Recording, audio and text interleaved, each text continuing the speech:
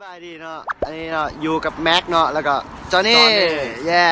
ตอนนี้เนาะเขากำลังสิไปใช่ไปที่ไปเที่ยวเนาะไปเที่ยวแม่น้ำที่ใหญ่ที่สุดของประเทศจีนเนาะเดี๋ยวไปเจอกันคือสิได้นั่งรถเมล์ไปเนาะเพราะว่าสองรถแถวนี้ยากเนาะเห็นปะ เล่นไปไหนปะ ได้ปะ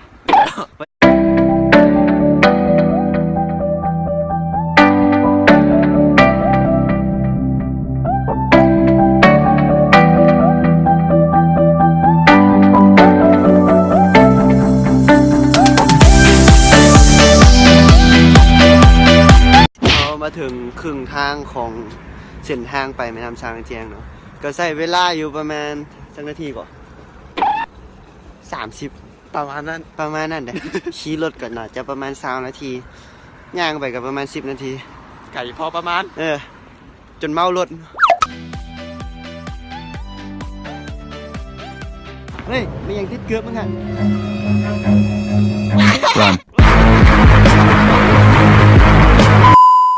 เข้ากับมาฮอดแล้วนะครับทางเที่ยงเนาะตอนนี้เขาเข้าไปเบื้องข้างในกันเลยไป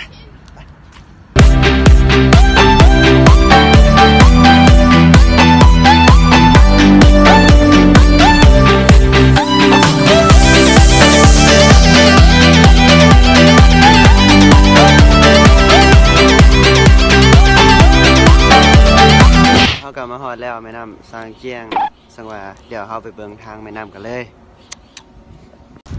กัดซิกกระซักพูดส่องดูเห็นเหรอมึงย้อนเรียนเหรอวะสันนะของกันเด้เขาเอากันเนาะแม่น้ำช้างเจียงนี่เป็นเ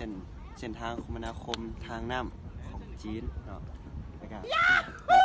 ใหญ่อีหลีแหละยาวมันใหญ่ที่สุดในประเทศจีนนี่แหละตั้งใจตั้งยาว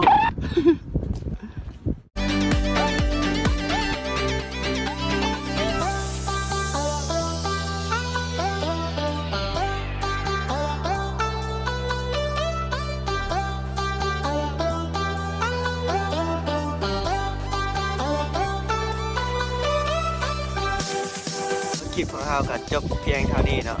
ขอลาไปก่อนเจอกันใหม่ในคลิปหน้าเนาะ